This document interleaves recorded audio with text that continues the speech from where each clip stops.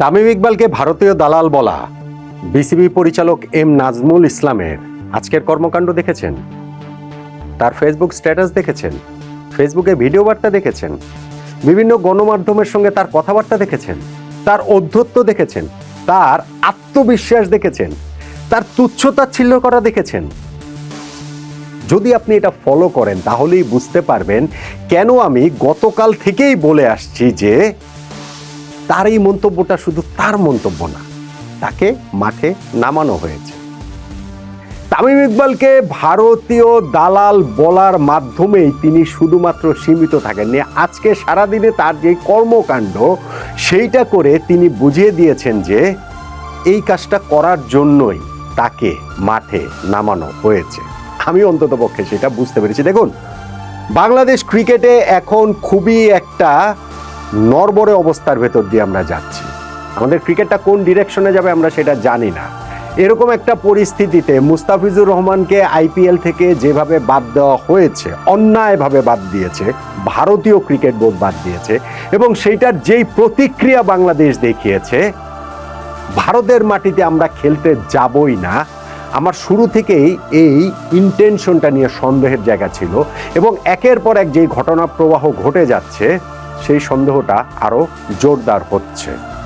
তামিম ইকবালকে ভারতীয় দালাল বলার প্রেক্ষাপটে এই এম নাজমুল ইসলাম তার সম্পর্কে যে আমাদের মনোভাব, আমাদের সবার, আমাদের চারিপাশে, সেটি একটু মনে রেখেন।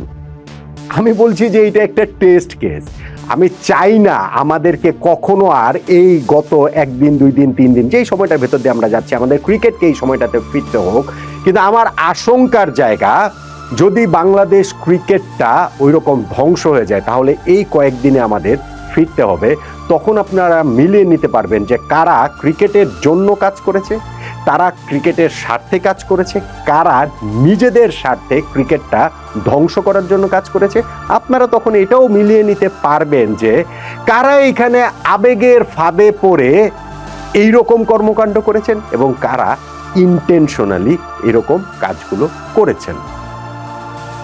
বাংলাদেশ জাতীয় ক্রিকেট দলের সাবেক অধিনায়ককে এই রকম একটা মন্তব্য করার পরও বাংলাদেশ ক্রিকেট বোর্ডের যে reaction, cricket board president Aminul Islam Bulbul ভাইয়ের যে রিয়াকশন, সেইটা দেখেও আপনি অনেক কিছু মিলিয়ে নিতে পারবেন। এখন হয়তো পারবেন না, এখন হয়তো পারলেও সেটা মেলাবেন না, ভবিষ্যতে পারবেন। ভবিষ্যতের জন্যই তাই আমি এই সময়টার কথা আপনাদেরকে মনে রাখতে বলছি। দেখুন, এই ক্রিকেট বোর্ডের যিনি পরিচালক রয়েছেন এম নাজমুল ইসলাম নামে, যাকে আপনারা প্রায় কেউই আসলে চিনতেন না, আই এম শিওর যে এই মুহূর্তে বাংলাদেশের ক্রিকেট দর্শক যারা রয়েছেন তাদের মধ্যে 99% মানুষ তাকে এই প্রথমবারের মতো এই ঘটনার মধ্যে দিয়ে তার নাম জেনেছেন, তার চেহারাটা দেখেছেন। এবং তিনি যে গতকালকে স্ট্যাটাসটা দিয়েছিলেন তামিমের ছবিটা দিয়ে, যে এইবার আরো একজন পরীক্ষিত ভারতীয় দালালের আত্মপ্রকাশ, বাংলার জনগণ দু চোখ ভরে দেখলো, এইটা যে খুব বিচ্ছিন্ন কিছু না।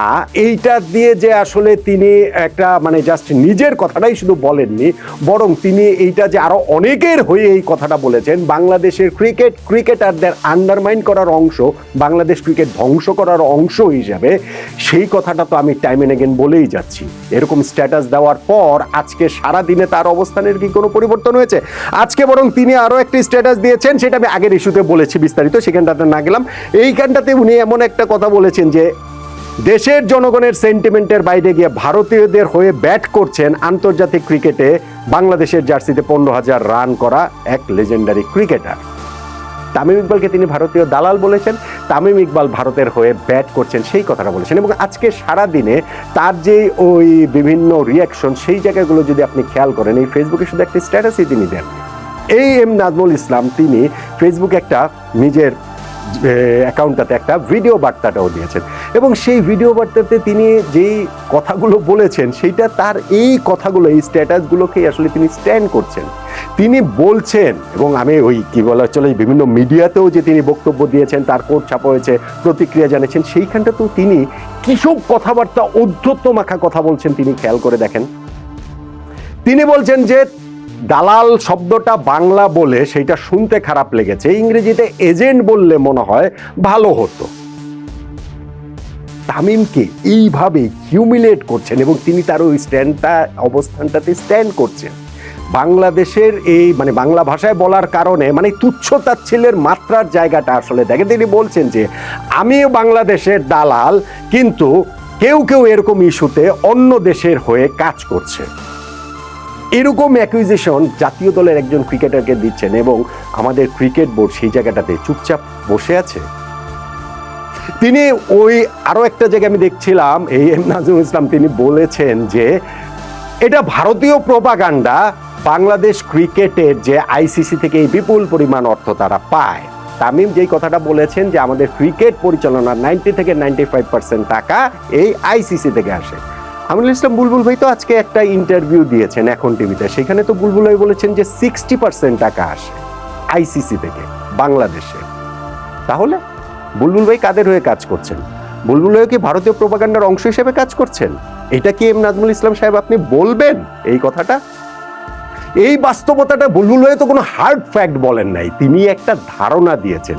সো সেই ধারণা বুলবুল ভাইয়ের কথাও যদি সত্যি আমরা ধরি, সেই ক্ষেত্রেও তো হচ্ছে গিয়ে মোর দেন 50% এই জায়গাটা থেকে আসছে, আইসিসি থেকে আমাদের আসে। তো সেইখানটা নিয়ে যদি কনসার্নের জায়গা তামিম ইকবাল দেখান, সেই জায়গাটাতে আসলে অপরাধটা কোথায়, ভুলটা আসলে কোথায়? আমি তো এই জায়গাটাতে কোনো অপরাধ দেখি না, বরং এই যে এই সাধারণ মানুষের আবেগটাকে কাজে লাগিয়ে তামিমের কথাটাকে ভিন্নভাবে ব্যাখ্যা করে, তামিম ভারতের কথা কোথাও বলেননি। তার কথা কোনো জায়গায় তিনি এই ভারতের কথা, তিনি বলেছেন আইসিসির কথা। আইসিসির কাছ থেকে বাংলাদেশ কি টাকা পায়, বাংলাদেশের ভবিষ্যৎটা কি হবে, বাংলাদেশ ক্রিকেটের ভবিষ্যৎটা কি হবে, সেই সব কথাবার্তা তিনি বলেছেন। তিনি তো ভারতের কথা বলেননি। অথচ এইখানে এই জনতার আবেগটাকে কাজে লাগানোর জন্য বারবারই তিনি সেই ভারতকে টেনে নিয়ে আসছেন। শুধু সেইটা না, তিনি বলছেন যে এইটা আমার ব্যক্তিগত মতামত, এর মধ্যে দিয়ে যদি এটা ক্রিকেট বোর্ডের সঙ্গে কেউ মিলিয়ে ফেলেন তাহলে সেইটা নাকি আসলে সাংবাদিকতা হবে না। মানে সাংবাদিকতাও তিনি শেখাচ্ছেন, সাংবাদিকতাও তার কাছ থেকে শিখতে হবে আমাদের। একজন মানুষ যিনি ক্রিকেট বোর্ডের পরিচালক, তার মন্তব্যটা কিভাবে ব্যক্তিগত মন্তব্য হয়, এবং যেই মন্তব্যটা তিনি গতকাল করেছেন আজকে আবার সেটাতে স্ট্যান্ড করছেন, বিভিন্ন গণমাধ্যমে বলছেন, নিজের ফেসবুকে বলছেন, তাহলে সেইটা ব্যক্তিগত মন্তব্য আর কিভাবে থাকে আপনি আমাকে বলেন তো দেখি।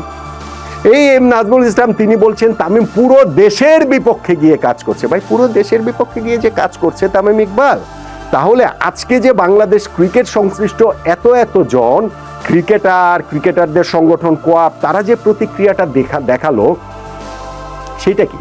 তারাও কি দেশের বিপক্ষে গিয়ে কাজ করছে? দেখেন, আমি আগের ভিডিওটাতেই বলেছিলাম যে আমাদের এইখানটাতে বেশ কিছু ক্রিকেটার, সেটা তাসকিন আহমেদ, মোহাম্মদ সাইফুদ্দিন, রুবেল হোসেন, মমিনুল হক, তারা এই প্রতিক্রিয়ার জায়গাটা দেখিয়েছেন, তামিমের পাশে তারা দাঁড়িয়েছেন। এরপরে আমরা দেখতে পেয়েছি, ধরেন মেহেদী হাসান মিরাজও আজকে তার স্ট্যাটাস আমি দেখেছি, তিনি লিখেছেন যে জাতীয় দলের সাবেক অধিনায়ককে নিয়ে সামাজিক মাধ্যমে এ ধরনের নেতিবাচক মন্তব্য দেশের ক্রিকেটের সামগ্রিক স্বার্থে সহায়ক নয় বলে মনে করি। দেশের ক্রিকেট ও এর সুস্থ সম্মানজনক পরিবেশের কথা ভেবে আশা করি সংশ্লিষ্ট মহল বিষয়টি গুরুত্বের সঙ্গে বিবেচনা করবেন এবং ভবিষ্যতে আরো দায়িত্বশীল ও সংবেদনশীল অবস্থানটা নেবেন।